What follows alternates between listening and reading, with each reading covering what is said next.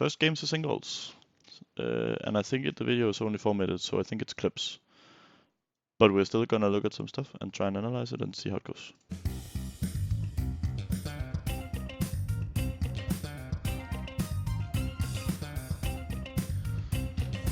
Yes.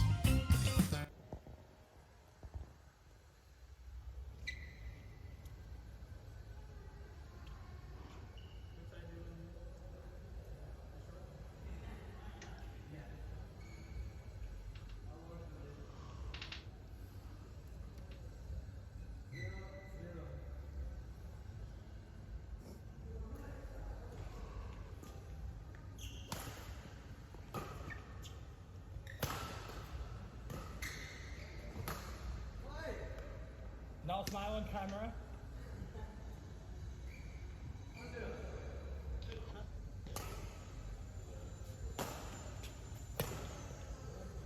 It's a little difficult to see the person on the other side because of the camera angle. But I think we can... We do this again now. Black T... and white T. Do this. Again, it's only 4 minutes, so it's not too long.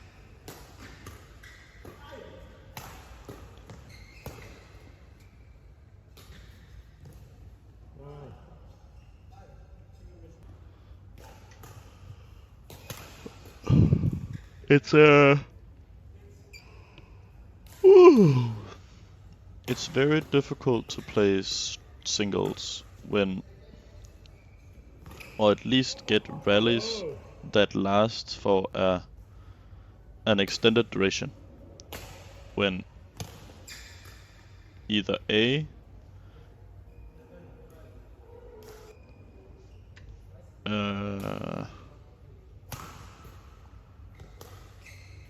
oh, damn it. Can I like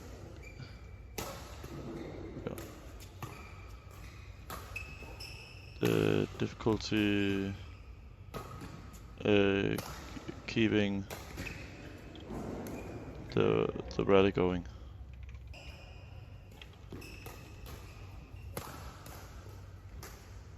A, not strong enough, not enough strength.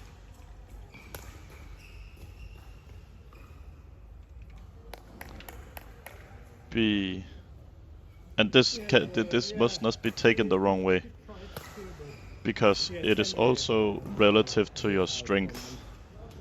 Too heavy relative to strength.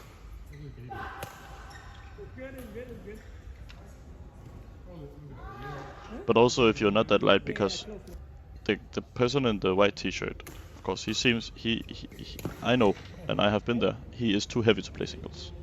For sure. He can of course do his best, but he will have to adapt his playing style to him not being that fast. The guy in the black t-shirt does not seem to be insanely heavy, or like, he might weigh like 80 kg or 85 kg. But his strength relative to his weight is not good enough, and you can tell on the rear court. Whenever he does a scissor kick or like this, he has to like compensate with the leg.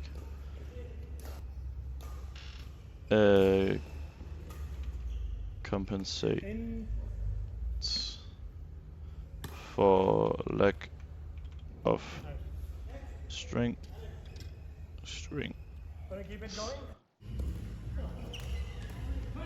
Oh, I think we can go back and watch that one again. No, I just want to notice a couple of more things. Then compensates for lack of strength on rear court. And you can tell every time he has to take a shot on the rear court, he jumps back or takes like an extra step, like this small step he takes.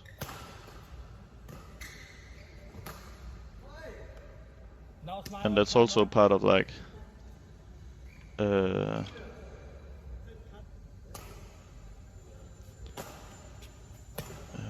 It's footwork, right?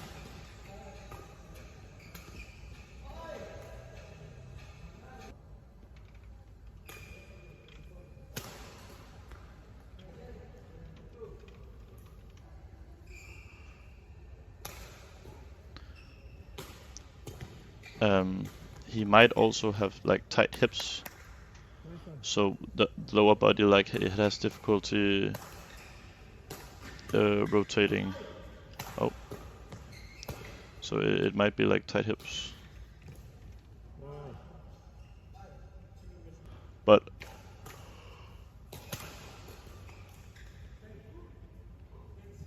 his arm, he has good forearm rotation.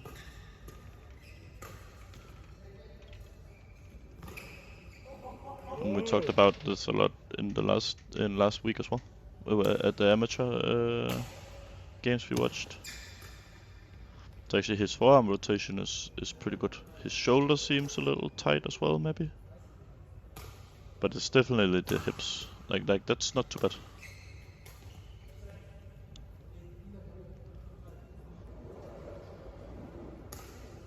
But he's definitely like the strength. He's missing strength and he's missing footwork, and he has like tight hips, so he has to compensate every time he hits a shot. You can look at the guy in the white tee here, but like look at that, he's so heavy, but he actually has better footwork.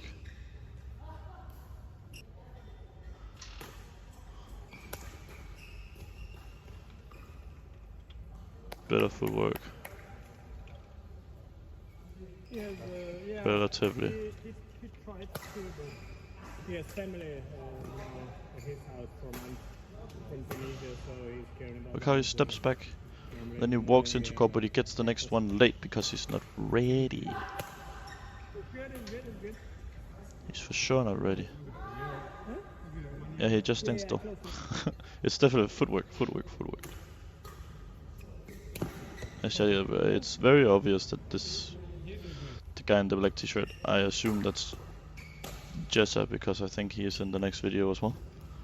That he has not had any actual training with coaches, or probably very limited.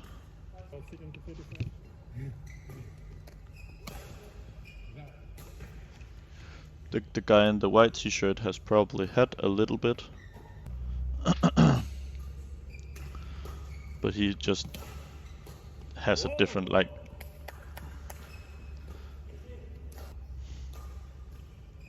He has good like technical. Yeah.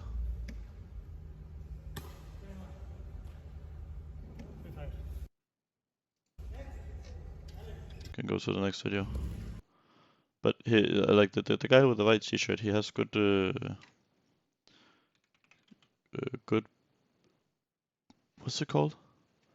How should I put this? His the flow of his body, like the good relaxed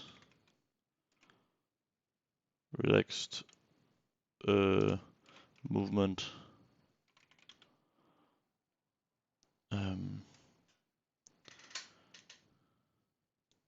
Like when he strikes the shots, he's very relaxed. He has, but only when he has the time.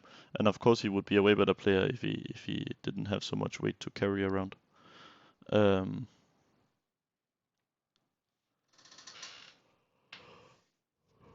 But that's like a whole different thing. And if that's not his way of living, that's alright. Then he should just enjoy badminton the way he likes to enjoy badminton. It might be him again, no?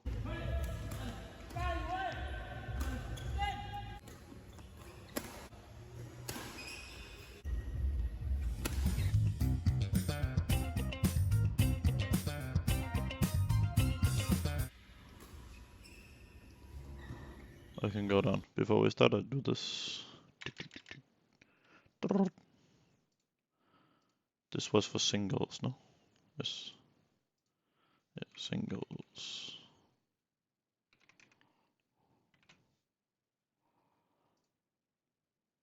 This is for doubles. Oh.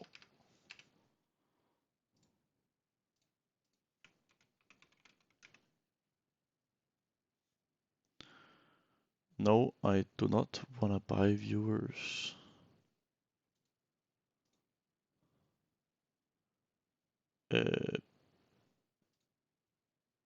Banned. The hammer has dropped. Let's go.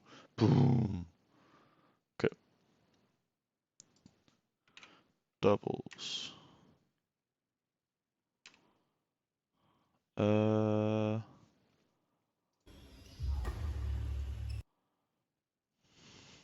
How should we do this? They're like three of them wearing like these two guys.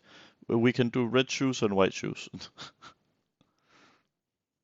Should we just do in the? We can do yeah. Let's just we deal them up in partners. So we do team black and team blue. I think that's the easiest. Team black and team blue.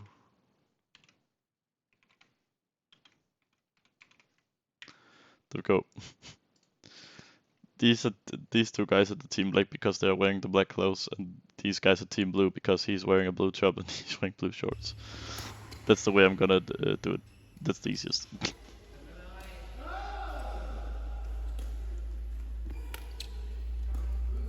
Nice control on the late forehand.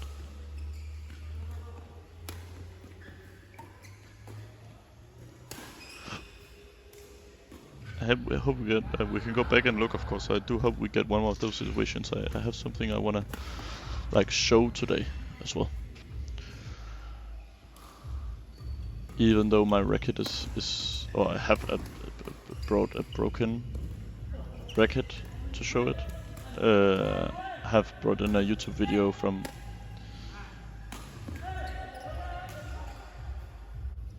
Oh, this is Jessa. So that might be the guy with the. Oh, I'm unsure now. I don't know. Because I think the other guy was like he had better movement. The guy from the singles match with the white t-shirt. I think he was the guy with the black t-shirt before in singles. Oh. Slow drop. Good flick. Whoop.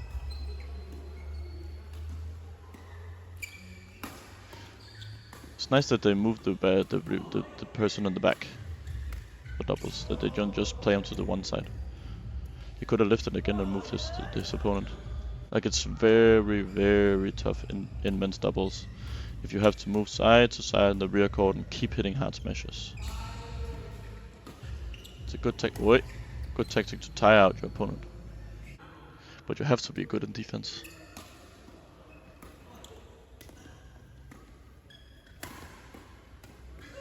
Nice. Rack it up and ready. Wins him the point. Way. Skill on that.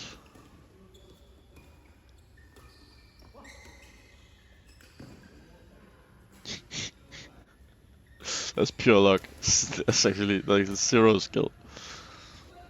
Both of the guys, like, I think all of them actually they have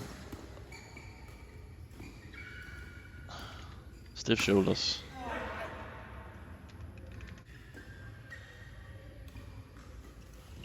The two guys, like, it's not too bad. The people of the blue team, they're not as bad as the black team. But the black team, like, their shoulders are like stiff. Way. They're using so much energy to try and generate power in the wrist and the fingers. But it's not possible to generate that much power with such a small area of the body. Like, you have to be insanely strong to do that. So look, it's so short. The lift is so short. Again, short.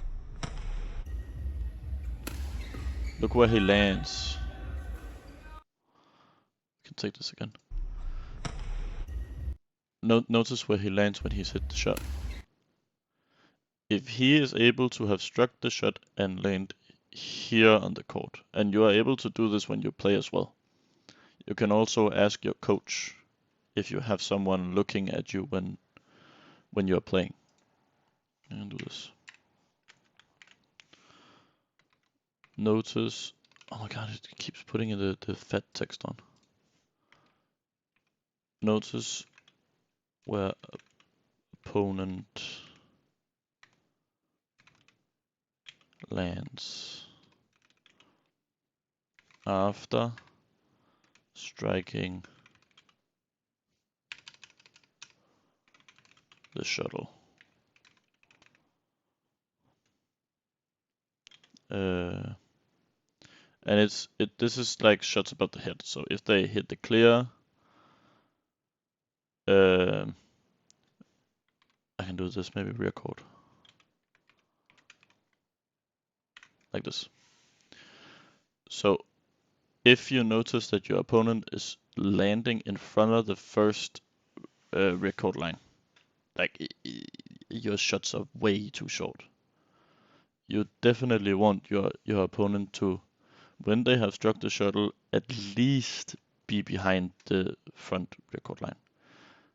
Optimally, your lift is so good that it lands on it has enough height, and it will land on the back line, of course, the far rear court line. Then your opponent will actually have to move like he has to like take 2 or 3 more steps to actually get that far, and he will have to hit the shuttle standing outside the court. Because if he actually wants to hit a proper shot, like this has to be a insane smash from him here, because he is so far in front of the court. And his opponent doesn't have time to react, he actually loses the point even though the shuttle doesn't come that fast. But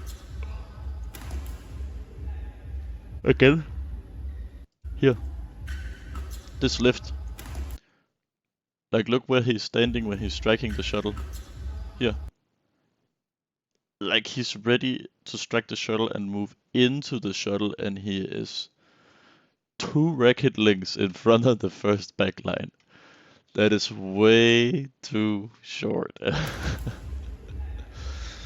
It's an instant point loss in any situation. Even if you're playing against the U9 player, you'll lose that point. That's maybe a little too harsh as well, but I do have U9 players that would kill even. I would die if I hit a lift that short. They would just smash it in to the freaking ground.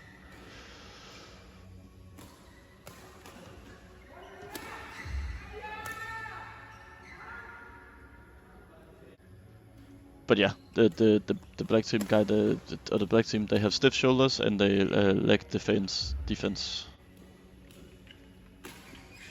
I can't spell. Defense. Defense. No. Defense. God, I can't spell for shit. Defense. There we go.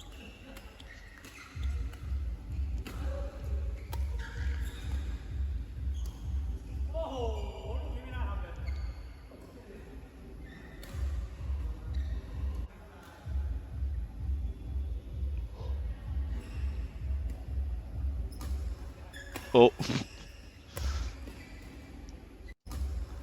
Again here. Notice how he hits the backhand. He is in front with the left leg still. Like if you're not like turning your body to put your right leg out here and doing a proper backhand. Like if you're trying to hit a backhand with the body rotated like this, it's not possible. You will screw up. Notice how far it gets. Where does he strike the shuttle once again? I can go a bit further back here so we can see it. Shitty backhand, and he strikes it Again, 2 racket legs in front of the first rear court line. And it's a doomed point. Yep, keep under pressure. They lose? Huh? How? Again. Short lifts. Leg defense, short lifts.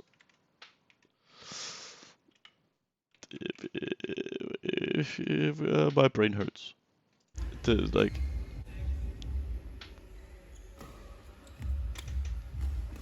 even though it's still short, like the fact that they just get a little bit of length on it is like enough for them, of the blue team, to not be able to hit winners.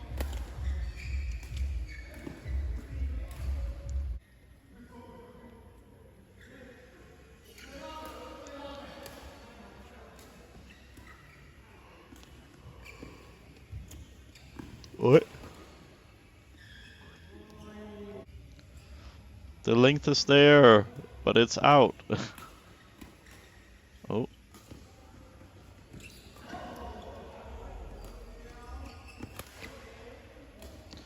I think one thing they are all doing pretty well. So I don't just like shit on all of them for having bad technique, is actually the doubles rotations. Good doubles rotations. Good rotations on court. I noticed they actually quite well, and it might be because they know each other very well. And relative to their level, of course. I know it's definitely not perfect because, again, we talked about last time that he has to move out and cover the sidelines here. But they actually do rotations. They go to help each other. They like try and move in front and help out if the...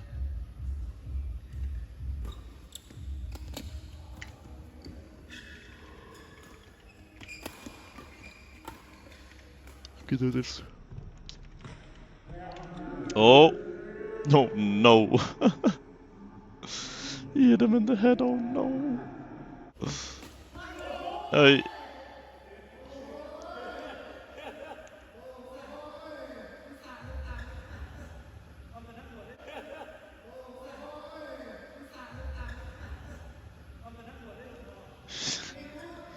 Well, I know you ducked low, but like he took the shuttle at the like lowest, like the lowest net court, or like the lowest part of the net. Of course he's gotta hit you in the head. He has to hit it upwards, even though you duck low.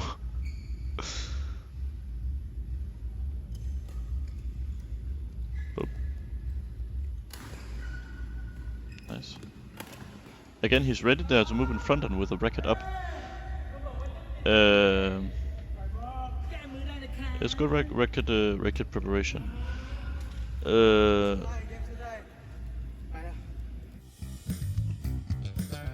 But of course, like,